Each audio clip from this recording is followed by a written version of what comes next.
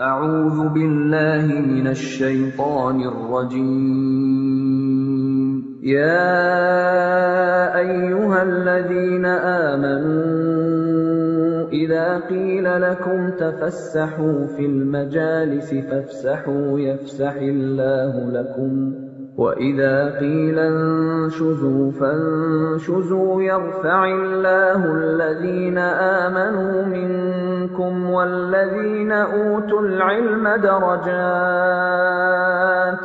والله بما تعملون خبير. بسم الله الرحمن الرحيم. الحمد لله والصلاة والسلام على رسول الله وعلى آله وصحبه ومن والاه. اللهم يسرنا لليسرى وجنبنا العسرى وارحمنا في الآخرة والأولى. Hadithin e sotshëm e fillojmë me një moral islam, me një udhëzim profetik i cili e kthen xhamatin e muslimanëve më në unitet, e bën atë gjithnjë të bashkuar. Edhe pse mund të ketë defekte mes tyre, prap sheriati, feja kërkon sensibilizimin dhe bashkimin dhe jo përçarjen. Dëgjoni se çfarë transmeton Ebu Ejub al-Ansari, Allahu qoftë i kënaqur ndaj tij, se profeti sallallahu alaihi wasallam ka thënë: La yahillu li muslimin an yahjura akhahu al-muslima fawqa 3 layalin yaltaqiyani fayu'ridu hadha wa yu'ridu hadha wa khayruhuma man bada'a alladhi yabda'u bis-salam. Nuk i lejohet, pra është ndaluar, është haram që muslimani të mos i flas muslimanit më shumë se 3 ditë. Pra kufiri i mosfoljes me muslimanin për një shkak është 3 ditë. Pastaj thot profeti, kthen shpinën njëri, kthen shpinën tjetri. Më i miri i të dyve është ai që fillon me selam. Në këtë hadith thot Imam Nawawiu, Allahu e mëshiroft, na jep rregull shumë të bukur. Është ndaluar që të mos i flitet muslimanit në më shumë se 3 ditë. Dhe brenda 3-ve lejohet. Pra, u grin me vllajën e tij musliman në drekën e ditës së hën.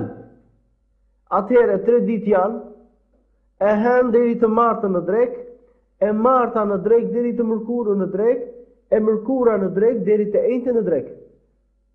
Kaloi dreka e të mërkurës dhe nuk flasin akoma, hyjnë në gjunah të dy.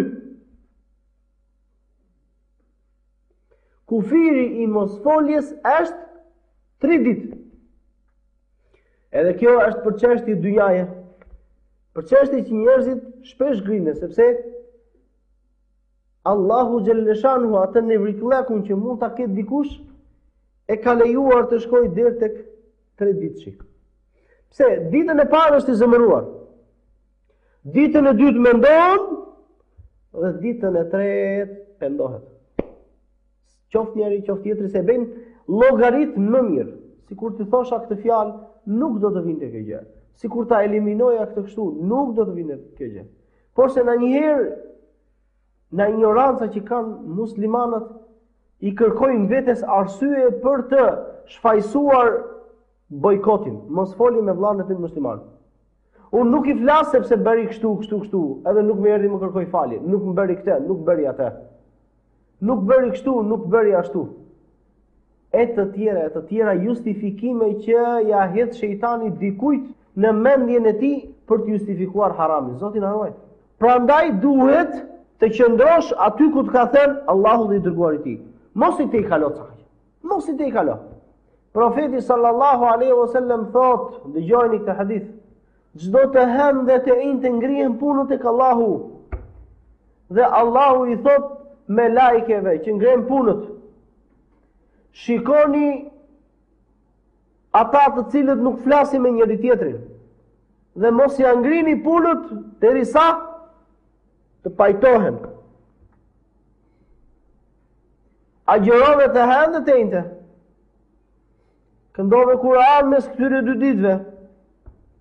Fale shumë namaz, namaz nate, lutje, dua, e të tjera, e të tjera, e të tjera. Punët e tua nuk po ngrihen akoma tek Allahu derisa të pajtohesh me muslimanin.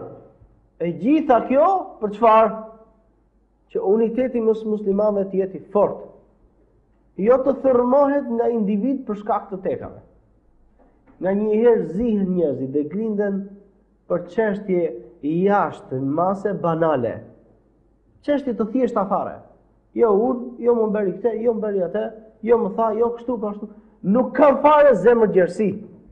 Nuk din ta rrethojnë vëllain e tyre musliman me fjalë të mira, me këshilla të cilat zënë vend në zemrën e tij. Një ditë Imam Ahmedi pa një person cili jepte hadith. Shikoni mënyrën e këshillës që nuk i lë tjetrit çfarë, urrëtie në zemër për tjetrin. Dhe u hulën afër një peme. Kur erdhi dielli, gjysma e njerëzve mbetën në diell dhe gjysma tjetër në hijen e pemës. Imam Ahmedi e pa këtë gjendje kështu iku dhe në darkë vonë për mos i mbetur diçka në zemër, çfarë bëri? E dini çfarë bëri? Trokiti tek dera. Dhe kur trokiti tha kush je? Tha jam Ahmed ibn Hanbali. Tha mirë se erdhe, pa hapur derën dhe hapi derën dhe tha urdhro. Tha nuk desha të vonohem. Por të pash sot që po bëhem mësim. Disa njerëz ishin në diell dhe të tjerët në hije. O të gjithë në diell, o të gjithë në hije, sepse mos disa shikojnë se më mbeten më larg se disa, ose se disa mos krijojnë smir për disa të tjerë. Dhe ngusen dhe fillon sherrri mes tyre. Imam Shafiu debatoi një herë për një çështje fetare me Yunus ibn Ubaydin në Egjipt. Debat. Halal, haram, argumentet janë kështu, argumentet janë kështu. Edhe ai sill argumentat e tij. Yunus ibn Ubaydi u nxeh në vikos. Dhe u shkëput debati. Dhe Yunus ibn Ubaydi mbante pak mëri në nxehja. Dhe Shafiu të nesërmën e takoi dhe pa në një rrugë, e kapi për dorë dhe tha: "O Yunus, dije nuk debatuam, a nuk vlen të jemi vëllezër sot?" Pra nuk i lën shkas për çarjeve. Ishte shumë e thjeshtë, carin për jashtë, carin brenda, të zihen. Prandaj për nevriklekun la Allahu 3 ditë, mos më tepër. Se shkatërrohet puna. Nuk lejohet më. Shumica e dietarëve mendojnë se bojkoti përfundon me dhënien e selamit dhe kthimin e tij. Pra kur ti ti jep selam pas 3 ditësh dhe a kthen.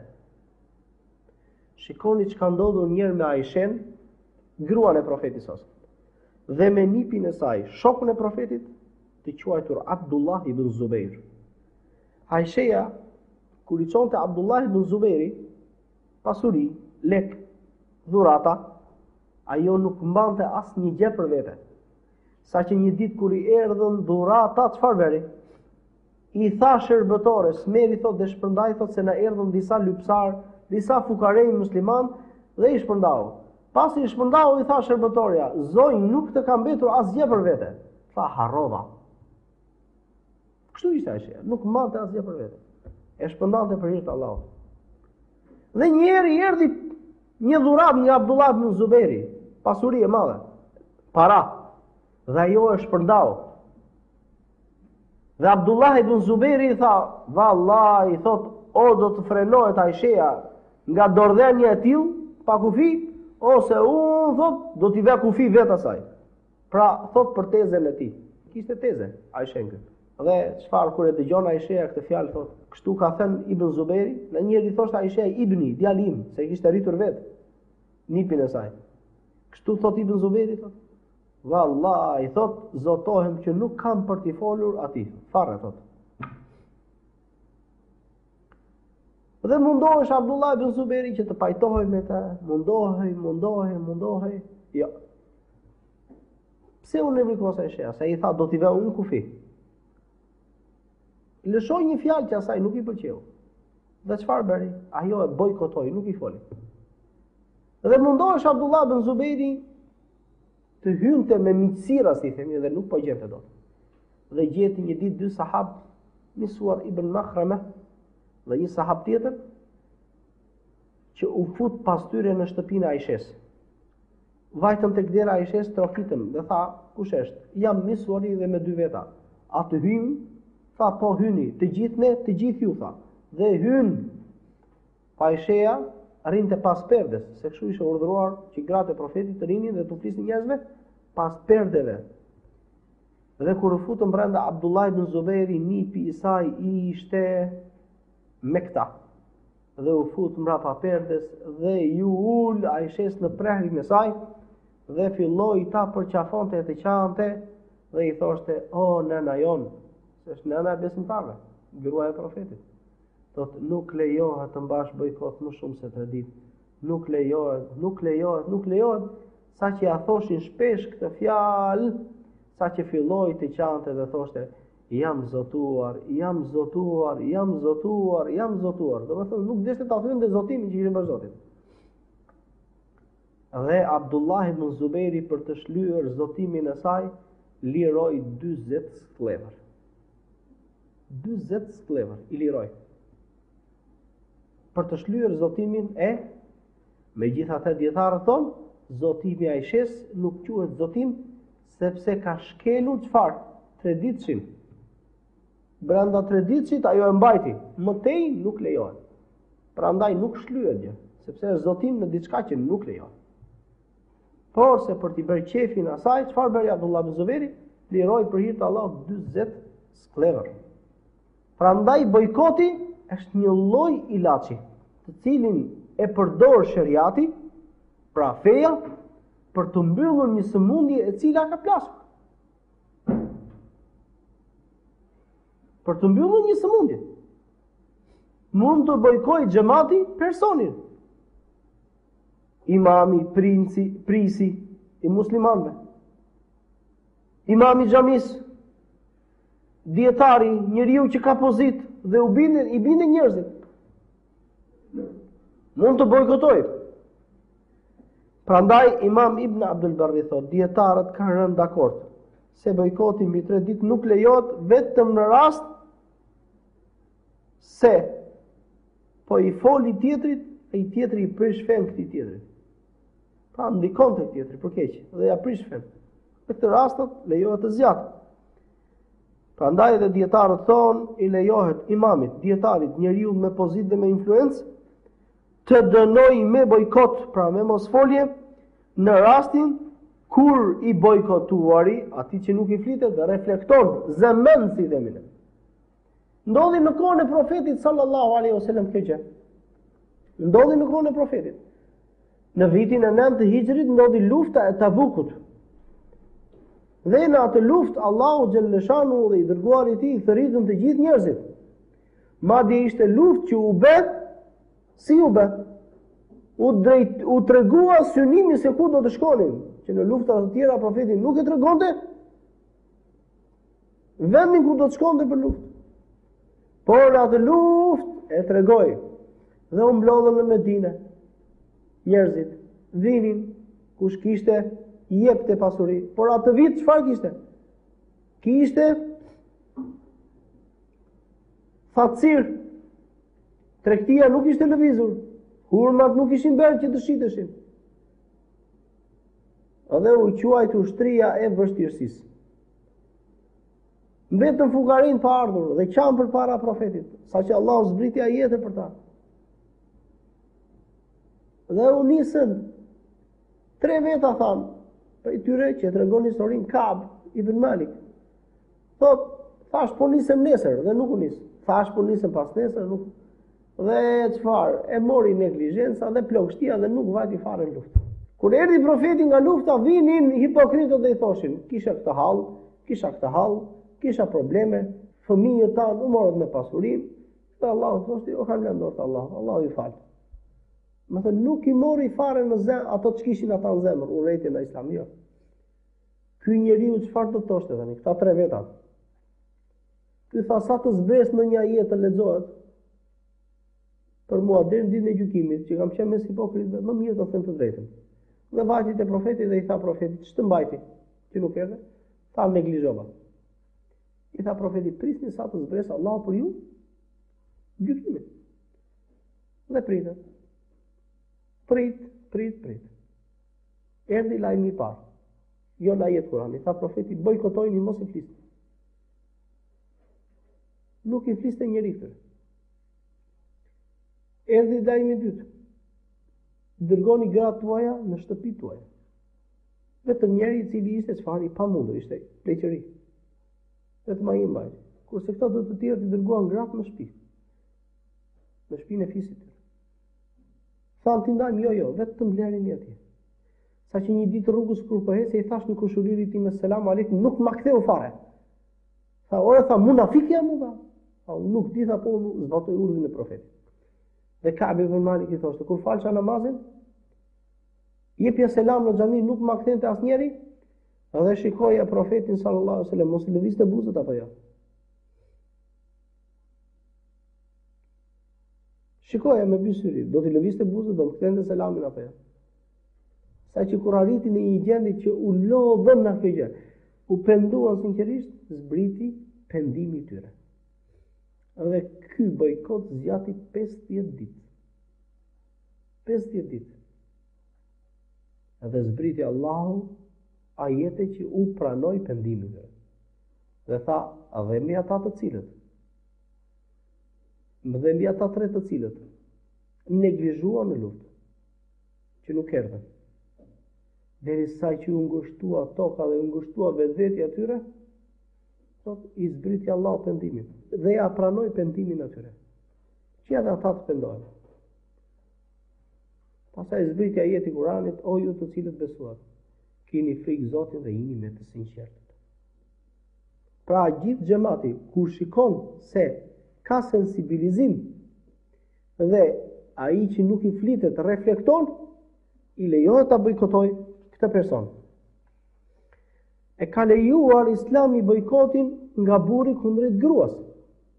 Kur gruaja është e pabindur, thonë dietarët, në bazë edhe të ajetit të Kuranit, çfarë?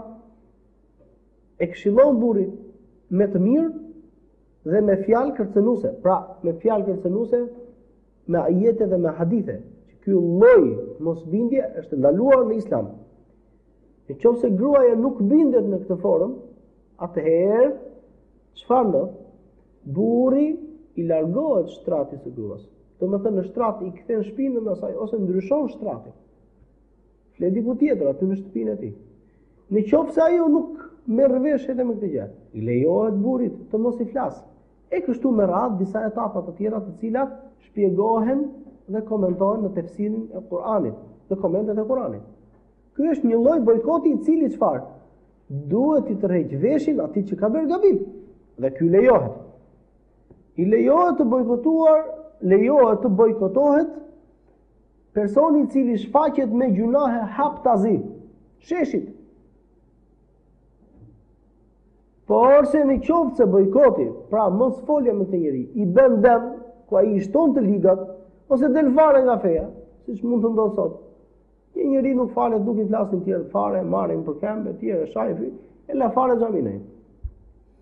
Ati të vazhdohet, ti vihet këshilla në mendje. Ajetet të cilat kërcënojnë atë që lë namazin, ajetet të cilat dhe hadithet të cilat tregojnë se vapet e atij që falet. Derisa ky person të kthehet në rrugë të mbarë. Në qoftë se bojkoti bën më shumë dëm, nuk lejohet të bëhet. Sepse është një lloj si të lash gjakun me gjak. Prandaj Islami e ndalon këtë lloj bojkoti. Uniteti mes besimtarëve është diçka e vyer. Prandaj më shumë se 3 ditë kjo problem përçari xhamatesh. Në njerë për hir të njerëzve, për 2 veta që janë koka mes njerëzve, bojkotojnë edhe ata që i pasojnë. Dhe kjo është më fatale akoma.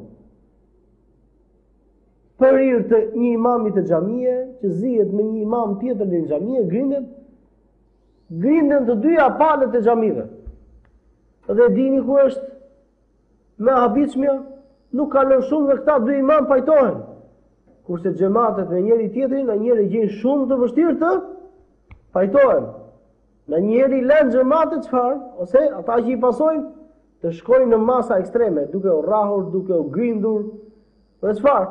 Këta pajtohen sepse gjejnë hadithe, ajete, të cilat u bien në zemër dhe pajtohen. Kurse këta ignorantët e tjerë, domethënë xhamatlind, që nuk kanë dije, e shikojnë ulje burrërie të pajtohen me njerëzit.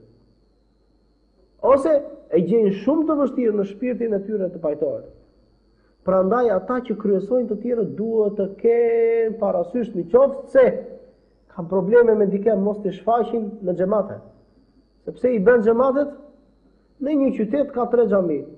Secila xhami është kokë më vete, s'pyet për tjetër. Allahu na ruaj. Profeti sallallahu alaihi wasallam na e theu bojkotin me selam, e kaputi. Prandaj dhe profeti sallallahu alaihi wasallam tha, dhe më i miri prej tyre është ai që fillon me selam. Dhe ja jep selamin shokut të tij ose vllajt të tij. Nëse nuk ja kthen, i mbetet gjunahu tjetrit. Gjunahu i mbetet atij që nuk të kthen selamin pas 3 ditësh. Prandaj, dhënia selam është një lloj, si thon, urtësie.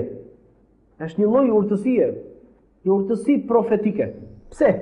Profeti sallallahu alaihi wasallam që në fillim që hyri në Medinë tha: "O ju njerëz, përhapeni selamin, ushqeni fukaran, faluni natën kur njerëzit të gjumë, të hyni në xhenetin e Zotit tuaj me selamet, domethënë me paqe, me shëndet, pa u prekur në xhenemin."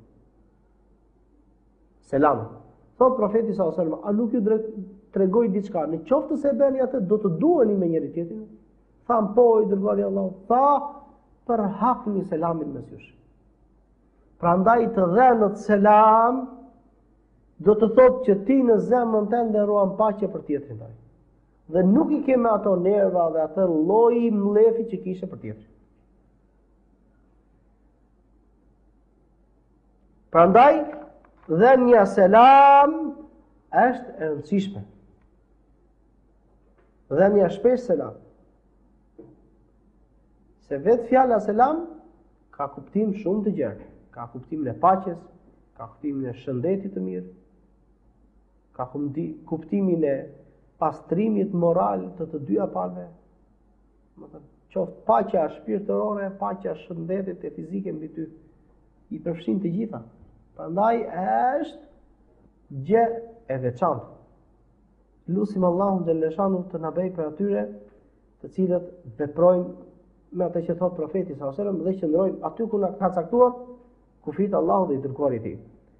Dhe meqense ne folëm tani për një diçka që ruan unitetin mes besimtarëve, le të vijojmë me një hadith tjetër ku profeti sallallahu alaihi wasallam ka thënë kur u pyet ejel muslimina ejel islami afdal qala al muslimu man salima al muslimuna min lisanihi wa yadihi.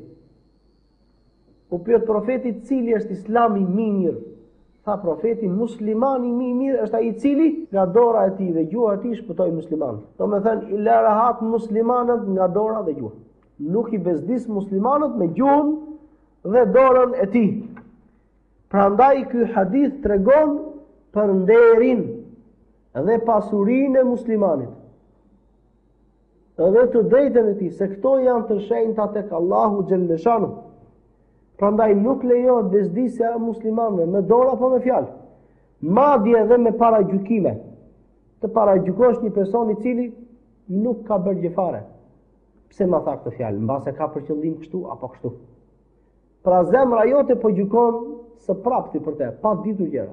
Prandaj dhe profeti sallallahu alajhi wasallam thotë iyyakum madh-dhann fa inna adh-dhanna akdhabu al-hadith. Ruhuni nga paragjykimi, se ai është fare. Ai është fjala më gënjeshtare. Po para gjykosh tjetrin njeriu mbi para gjykime, ndërton çfarë? Gënjeshtra. Kot, gjëra të pabazuara. Pra të gënjen para gjykimi. Kur do të gjykosh saktë dikë. Edhe si bëhet halli kur ti se një fare dikë dhe kur e shikon kështu, ky është kështu se tha kështu dhe pastaj fillojnë mbi të dhe çfarë bëhet? Gjykimet si një mal. Gjykimet si male. Por të vetëm për një fjalë që tha. Vetëm për një gjendje që ti e pen atë.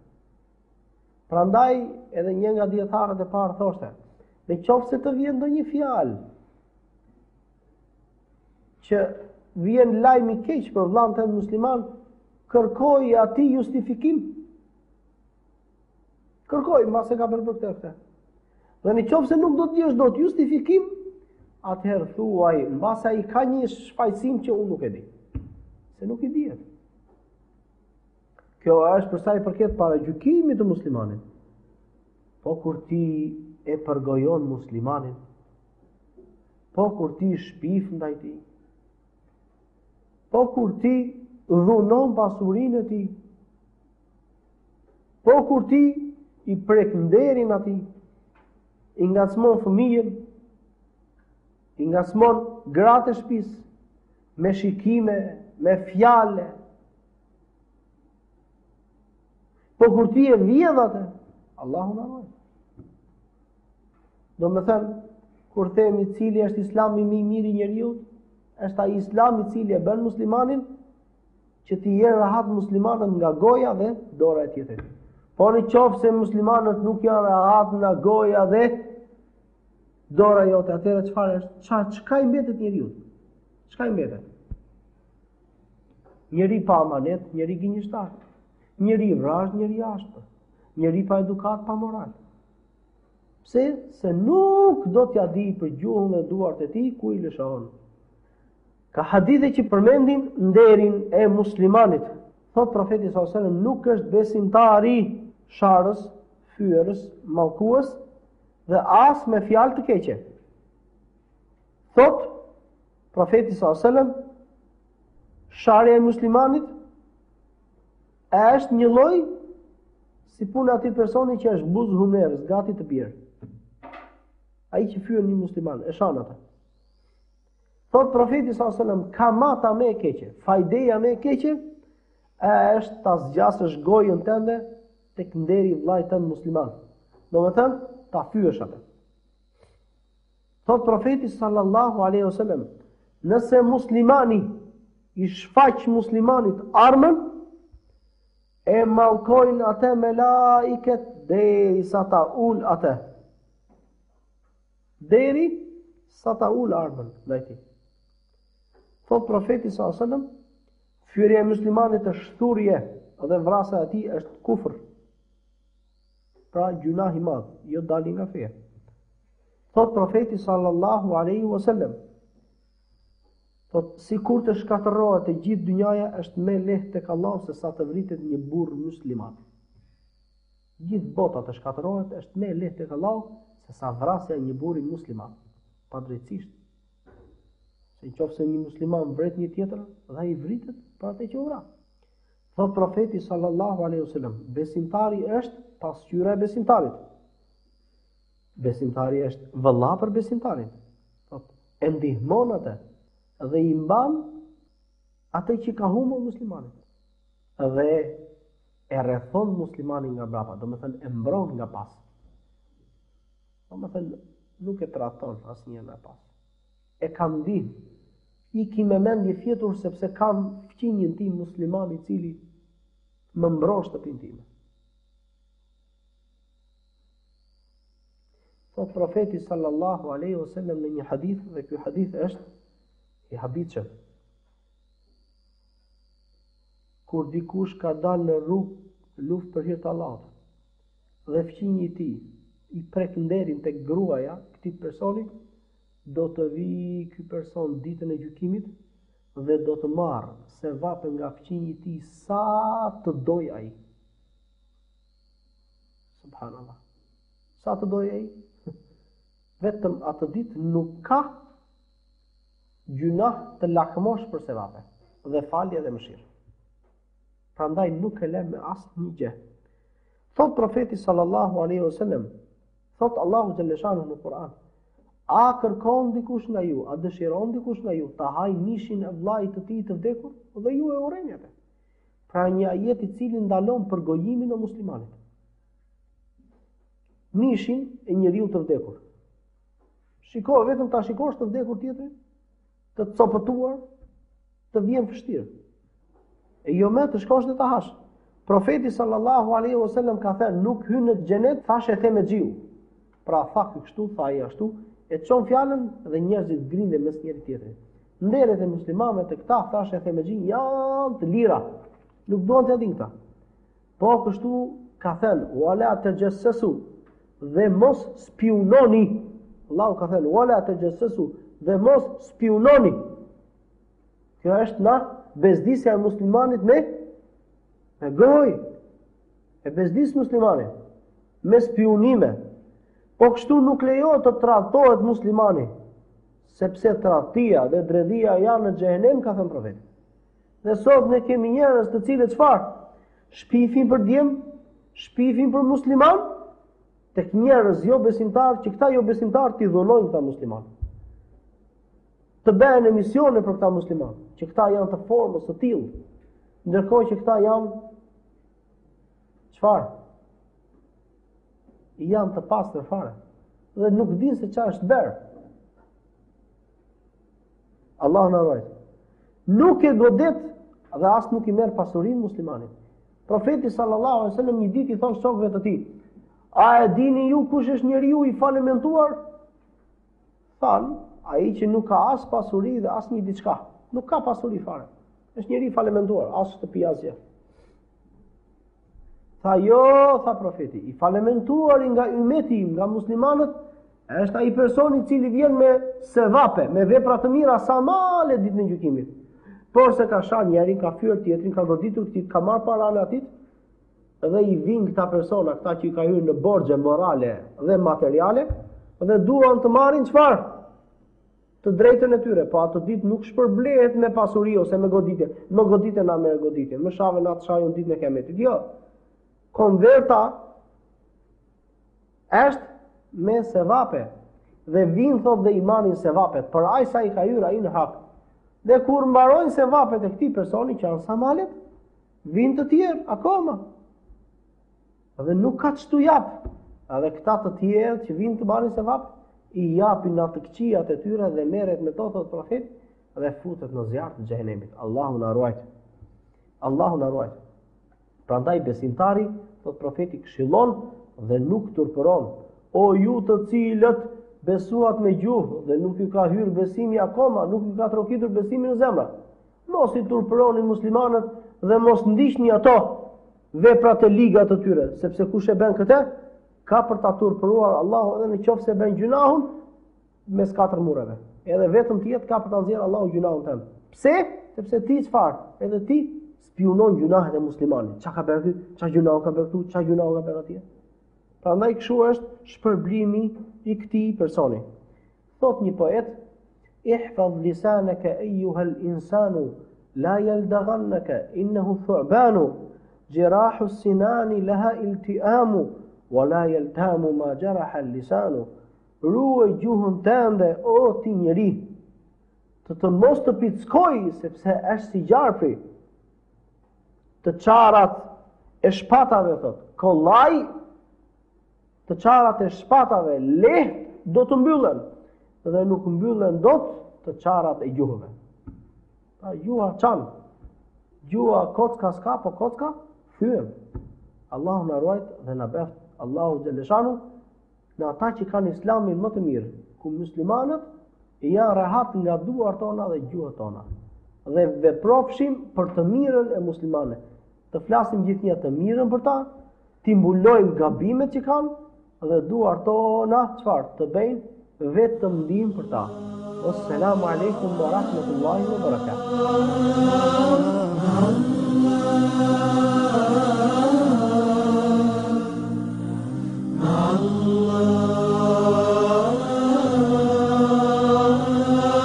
مع الله